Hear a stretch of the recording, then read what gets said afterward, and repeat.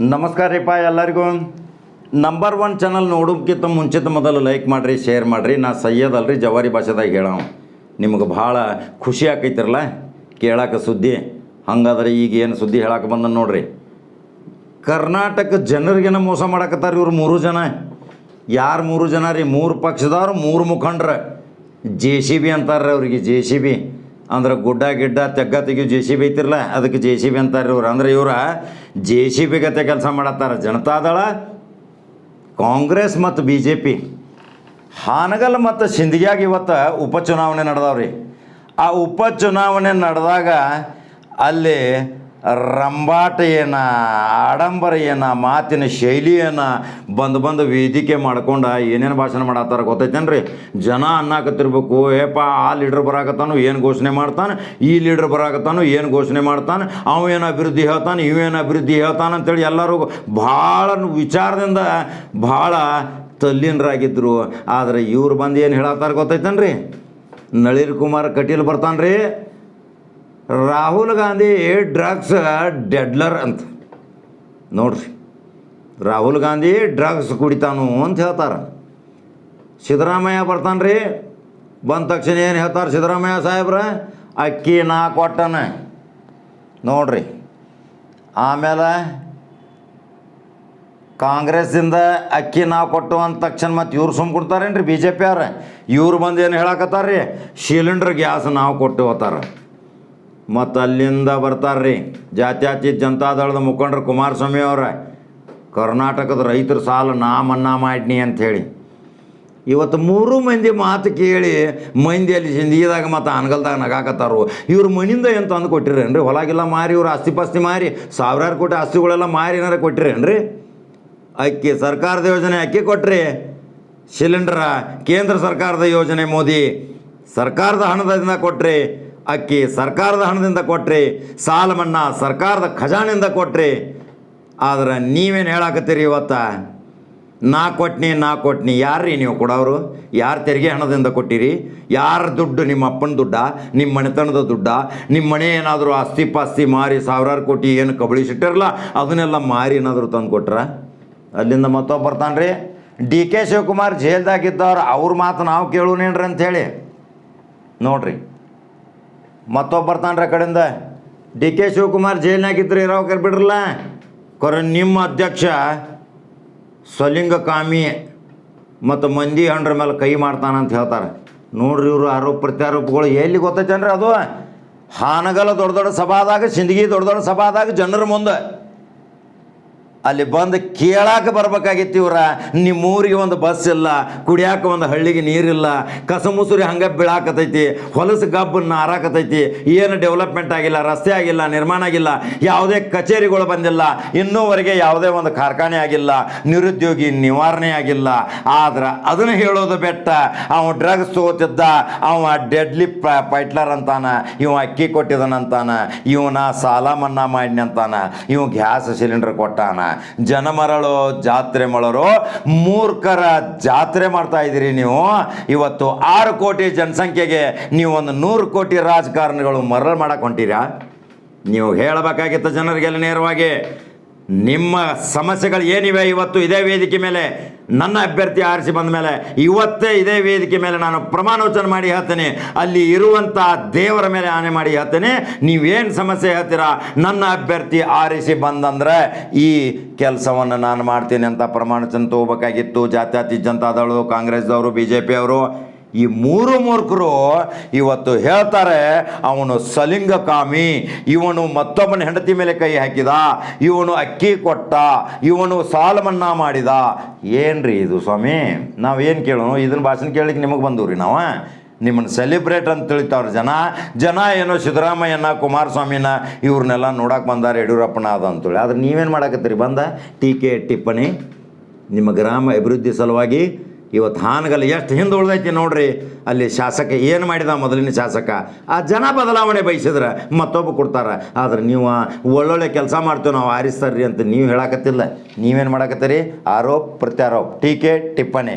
ಏನು ನೀವು ಮನಿಂದ ತಂದು ಕೊಟ್ಟಿದ್ರಿ? ಸರ್ಕಾರದ ಖಜಾನೆದಾಗ ಒಂದು ಯೋಜನೆ ನಿರ್ಮಾಣ ಆಗ್ಬೇಕಾರ ಅಲ್ಲಿ 10 ಮಂದಿ ಅದನ್ನು ತಲೆ ವಿಚಾರ ಮಾಡಿ ಹೇಳ್ತಾರೆ. ಫೈನಾನ್ಸ್ ಡಿಪಾರ್ಟ್ಮೆಂಟ್ದ ಅಪ್ರೂವಲ್ ತೊಗೋತಾರೆ. ಇದು ಸಾವಿರಾರು ಕೋಟಿದು ಒಂದು ಯೋಜನೆ ಐತಿ, ಅದಕ್ಕೆ ಫೈನಾನ್ಸಿಂದ ಖಜಾನೆ ಖಾಲಿ ಆಗ್ತೈತಿ ಅಂತೇಳಿ ಕೆಲವು ಅಪ್ರೂವ್ಗಳು ನಿಮ್ಮ ಹಿಂದೆ ಹೋಗ್ತಾವೆ. ಬಂಗಾರಪ್ಪ ಮುಖ್ಯಮಂತ್ರಿ ಇದ್ದಾಗ 10 HP motor pump set free ಕೊಟ್ರೆ ಅವ್ರು ಸ್ವಂತ ಕೊಟ್ಟಿದ್ರನ್ರಿ? ಬಂಗಾರಪ್ಪ ಅವ್ರೇನು ತಮ್ಮ ಸಾವಿರಾರು ಕೋಟಿ ಆಸ್ತಿ ಮಾರೇನು ತಂದು ಕೊಟ್ಟಿದ್ರು? ಇಲ್ಲಲ್ಲ. ಹಂಗಾದ್ರೆ ಯಾರು ಕೊಟ್ಟಿದ್ರಿ? ಸರ್ಕಾರದ ಖಜಾನೆಯಿಂದ ಕೊಟ್ಟಿದ್ರಲ್ಲ. ಸರ್ಕಾರದ ಯೋಜನೆಗಳು ಏನು ಜಾರಿಗೆ ತರ್ತೀರಿ, ನಿಮ್ಮ ಫೋಟೋಗಳು ಸಹಿತ ಹಾಕ್ತೀರಿ. ಅದಕ್ಕೆ ಸುಪ್ರೀಂ ಕೋರ್ಟ್ ಮತ್ತು ಕರ್ನಾಟಕ ಹೈಕೋರ್ಟ್ ಅದ್ರ ಸಲುವಾಗಿ ಮನ್ನಾ ಮಾಡೈತ್ರಿ. ಅದಕ್ಕೆ ತಡೆಯಾಜ್ಞೆ ಸಹಿತ ಕೊಟ್ಟೈತಿ. ಯಾವುದೇ ಸಾರ್ವಜನಿಕ ಪ್ರತಿನಿಧಿ ಸರ್ಕಾರಿ ಯೋಜನೆಯಲ್ಲಿ ಯಾವುದೋ ಕೆಲಸ ಮಾಡ್ಬೇಕಾದ್ರೆ ಅವ್ರ ಫೋಟೋ ಹಾಕಬಾರ್ದು. ಇವತ್ತೊಂದು ಬೋರ್ ಹೊಡೆದಿದ್ದಲ್ಲಿ ಫೋಟೋ ಹಾಕತ್ತಾರ್ರಿ. ಕುಡಿಯೋ ನೀರಿನ ಫಿಲ್ಟ್ರ್ ಮೇಲೆ ಇವರು ಫೋಟೋ ಹಾಕಾಕತ್ತಾರೆ. ಬಸ್ಸಿನ ಮೇಲೆ ನೋಡ್ರಿ ಅನ್ನದಾನ ನಾ ಕೊಟ್ಟಿದ್ದ ತಾಕತ್ತಾರೆ. ಯಾಕ್ರಿ ಸ್ವಾಮಿ, ನಿಮ್ಮ ಫೋಟೋ ನೋಡಿ ನಾವೇನು ನಿಮಗೆ ಓಟ್ ಹಾಕಿಲ್ಲ? ನಿಮ್ಮ ಯೋಜನೆಗಳು, ನಿಮ್ಮ ಅಭಿವೃದ್ಧಿ ಪರ, ಕರ್ನಾಟಕದ ಒಳ್ಳೆಯ ಪರ ನೀವು ಕಾರ್ಯಚಟುವಟಿಕೆ ಮಾಡಕತ್ತೀರಿ. ನಿಮ್ಮ ಪಕ್ಷ ಒಳ್ಳೇದಂತೇಳಿ ನಾವು ಓಟ್ ಹಾಕಿದ್ದೀವಿ. ಆದರೆ ನೀವು ಮಾಡುತ್ತಿರುವ ಈ JCB ಹಗರಣದಿಂದ ನಿಮಗೆ ನಾವು ಓಟ್ ಹಾಕಿಲ್ಲ.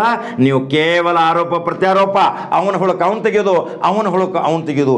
ಇದರಲ್ಲಿ ಮಾಧ್ಯಮದವು ಭಾಳ ಗೇಮ್ ಮಾಡಾಕತ್ತಾರ್ರಿ. ಮಾಧ್ಯಮದವ್ರಿಗೂ ಇಲ್ಲಿನ ಭಾಳ ಕಟುವಾಗಿ ಟೀಕೆ ಮಾಡುವಂಥ ಪರಿಸ್ಥಿತಿ ನಿರ್ಮಾಣ ಬಂದೈತಿ.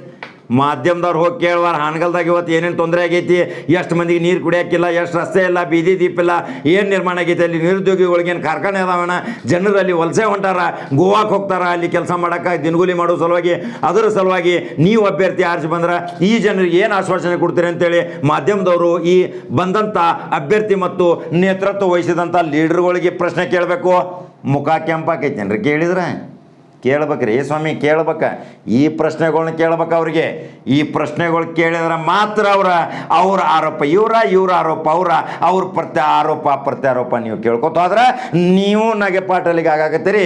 ನಿಮ್ಮ TV ಚಾನಲ್ಗಳು ಇವತ್ತು ಭಾಳ ಜೋಕರ್ ಗತೆ ಕಾಣಕತ್ತವ್ರು. ಜೋಕ್ ಮಾಡಿದಂಗೆ ಕಾಮಿಡಿಯನ್ ಇರ್ತಾರಲ್ಲ, ಕಾಮಿಡಿಯನ್.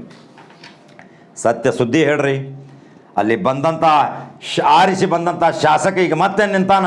ಅವನಿಗೆ ಹೋಗಿ ಕೇಳ್ರಿ, ಏನು ಅಭಿವೃದ್ಧಿ ಮಾಡ್ತೀರಿ ಸ್ವಾಮಿ? ಮತ್ತು ಮುಂದೆ 2,000 ಕೋಟಿ ರೂಪಾಯಿ ತಂದು ಇಲ್ಲಿ ಅಭಿವೃದ್ಧಿ ಮಾಡ್ತೀರಿ? ಇಂಥ ಜ್ವಲಂತ ಸಮಸ್ಯೆಗಳದಾವ.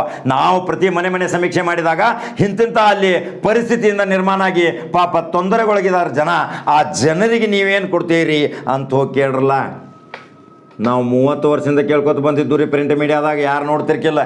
ಈಗ ಎಲೆಕ್ಟ್ರಾನಿಕ್ ಮೀಡಿಯಾ ಎಷ್ಟು ಫಾಸ್ಟ್ ಐತೆ, ಅಲ್ಲಿ ಅನಕ್ಷರಸ್ಥ ಸಹಿತ ಅದನ್ನು ನೋಡ್ತಾನೆ. ಅದ್ರ ಸಲುವಾಗಿ ನಿಮಗೆ ಇಂಥದ್ದೊಂದು ಶಕ್ತಿ ಕೊಟ್ಟಾನ ಮಾಧ್ಯಮದವ್ರ.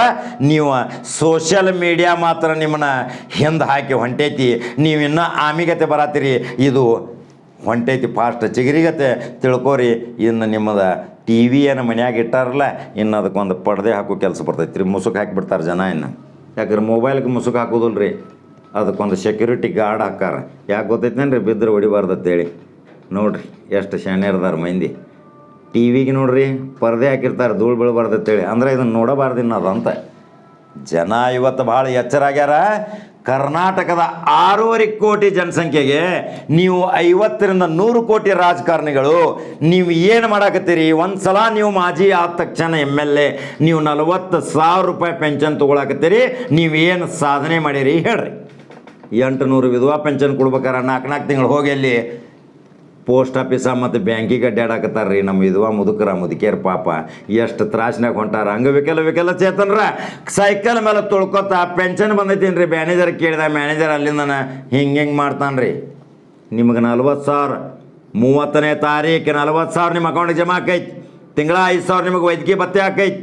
ವರ್ಷದಾಗ 10-20 ಸಲ ನಿಮಗೆ ರೈಲ್ವೆ ವಿಮಾನ ಫ್ರೀ ಕೊಡ್ತಾರೆ. ಏನು ಸಾಧನೆ ಮಾಡಿರಿ? ಆಸ್ತಿ ಘೋಷಣೆ ಮಾಡ್ತೀರಿ 500 ಕೋಟಿ 200 ಕೋಟಿ 300 ಕೋಟಿ. ಪುಗುಶೆಟ್ಟಿ ಪೆನ್ಷನ್ ಯಾಕೆ ತೊಗೋತೀರಿ? ಜಮಾ ಮಾಡಿರಿ ಖಜಾನೆಗೆ. ಕರ್ನಾಟಕ ರಾಜ್ಯದಾಗ ಇವತ್ತು 800 ಮಾಜಿ ಶಾಸಕರದಾರ. ಒಂದು ಅಂಕಿ ಸಂಖ್ಯೆ ಆಧಾರದ ಮೇಲೆ ಹೇಳ್ತಾ ಇದ್ದೀನಿ. ಆ 800 ಶಾಸಕರು ಇವತ್ತು 40,000 ಪೆನ್ಷನ್ ತೊಗೋತಾ ಇದ್ದಾರೆ. ತಿಂಗಳಿಗೆ 5,000 ರೂಪಾಯಿ ವೈದ್ಯಕೀಯ ಭತ್ಯೆ ತೊಗೋತಾ ಇದ್ದಾರೆ. ತಿಂಗಳಿಗೆ ಎಷ್ಟೋ ಸಾರಿ ವಿಮಾನಯಾನ ಮತ್ತು ಬಸ್ ಪ್ರಯಾಣ, ರೈಲ್ವೆ ಪ್ರಯಾಣ ಪೊಕ್ಕೋಟ ಅಡ್ಡಾಡಕತ್ತಾರ್ರಿ. ಯಾರಪ್ಪನ ದುಡ್ಡು ಇದು? ನಾವು ನೀವು ಬೆವರು ಸುರಿಸಿದ್ದ ಒಂದು ಸಾಮಾನು ನಾವು ಇವತ್ತು ತೊಗೊಂಡು ಅಂದ್ರೆ ಅದಕ್ಕೆ ನಾವು ತೆರಿಗೆ ತುಂಬ್ತೀವಿ. ಆ ತೆರಿಗೆ ಹಣದಿಂದ ಮೋಜು ಮಜಾ ಮಾಡಕತ್ತಿರಲ್ಲ. ಏನು ನಿಮ್ಮ ಕುಮಾರ ಕೃಪಾ ಅತಿಥಿ ಗೃಹದಾಗ ನಿಮ್ಮ ಮೋಜು ಮಜಾ ಮಸ್ತಿ, ಏನು ಪ್ರವಾಸಿ ಮಂದಿರದಾಗ ನಿಮ್ಮದ ದಾಂಡೂರ್ಕಿ. ಯಾರು ದುಡ್ಡು ರೀ? ಇವೆಲ್ಲ ದುಡ್ಡು ಯಾರ್ದು? ಬಡವರ ಬೆವರಿನ ಕಣ್ಣೀರಿನ ದುಡ್ಡು ಇವತ್ತು ನೀವು ತಿಂದ ಮೋಜು ಮಜಾ ಮಾಡಾಕತ್ತೀರಿ. ಆದ್ರೆ ನೀವು ಮಾತ್ರ ಒಂದು ದಿವಸ ಪಂಗನಾಮ ಹಾಕ್ಕೊಂಡು ನೀವು ಮಾತ್ರ ರಾಮನಾಮ ಸತ್ಯ ಹೇ ಅನ್ನೋ ಕಾಲ ನಿಮಗೆ ಆ ವಾಣಿ ಸಹಿತ ನಿಮ್ಮ ಕಿವಿಯಾಗ ಹೋಗೋದಿಲ್ಲ. ನಿಮ್ಮ ಹೆಣದ ರಾಶಿ ಮೇಲೆ ಮಾತ್ರ ಅಳಾರು ಸಿಗೋದಿಲ್ಲ. ಅಂಥ ಪರಿಸ್ಥಿತಿ ನಿಮ್ಮದು ಆಕೈತಿ. ಯಾಕೆ ಹೇಳಾಕತ್ತೀನಿ ಈ ಕ್ರೋಧ ಭಾವನೆಯಿಂದ ಯಾಕೆ ಹೇಳಾಕತ್ತೀನಿ ಅಂದ್ರೆ, ದಯಮಾಡಿ ಮತದಾರರೇ ತಿಳ್ಕೋರಿ. ಈ ಮೂರೂ ಪಕ್ಷದವ್ರು ನಿಮಗೆ ಮರಳು ಮಾಡಾಕತ್ತಾರ. ಮೂರೂ ಪಕ್ಷದವ್ರು ನಿಮಗೆ ಇಲ್ಲಿಲ್ಲದ ಒಂದು ಅಂಗೈಯಾಗ ಅರಮನೆ ತೋರ್ಸಾತಾರ. ಮೂರೂ ಪಕ್ಷದವ್ರು ಕೇವಲ ತಮ್ಮ ವೈಯಕ್ತಿಕ ಚಾರಿತ್ರ್ಯ ಹರಣದಲ್ಲಿ ತೊಡಗಿದಾರ. ಹಂಗಾದ್ರೆ ಇವ್ರನ್ನ ಪಂಗನಾಮ ಹಾಕಿ ಹೊರಗೆ ಹಾಕ್ತೀರಿ. ಹಂಗಾದ್ರೆ ಮತ್ತೆ ನೀವು ನಾನು ಕೇಳೋರ ಹಂಗಾರೆ ನಾಲ್ಕನೇದವ್ರು ಯಾರು ಉದಯ ಆಗತ್ತಾರೇನಪ್ಪ? ನೀ ಭಾಳ ಹೇಳಾಕತ್ತಿ ನಾಲ್ಕನೇದವ್ರು ಯಾರು ಉದಯ ಆಗತ್ತಾರ ಹೇಳ, ಅವ್ರಿಗೆ ಓಟ್ ಕೊಡ್ತೀವಿ ಅಂಥೇಳಿ.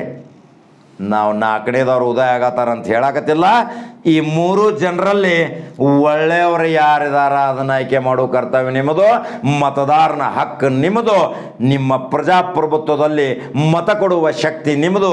ಯಾರನ್ನ ಮನೆಗೆ ಕಳಿಸ್ಬೇಕು, ಯಾರನ್ನ ಅರಮನೆಗೆ ಕಳಿಸ್ಬೇಕು ಅನ್ನೋ ಶಕ್ತಿ ನಿಮ್ಮಲ್ಲಿರುವಾಗ ನಾನು ನಾಲ್ಕನೇ ಶಕ್ತಿ ಉದಯ ಮಾಡುವಂಥ ಪರಿಸ್ಥಿತಿ ನಿರ್ಮಾಣ ಮಾಡಲಿಕ್ಕೆ ಹೋಗೋದಿಲ್ಲ. ಅದನ್ನು ಹೇಳೋದು ಇಲ್ಲ.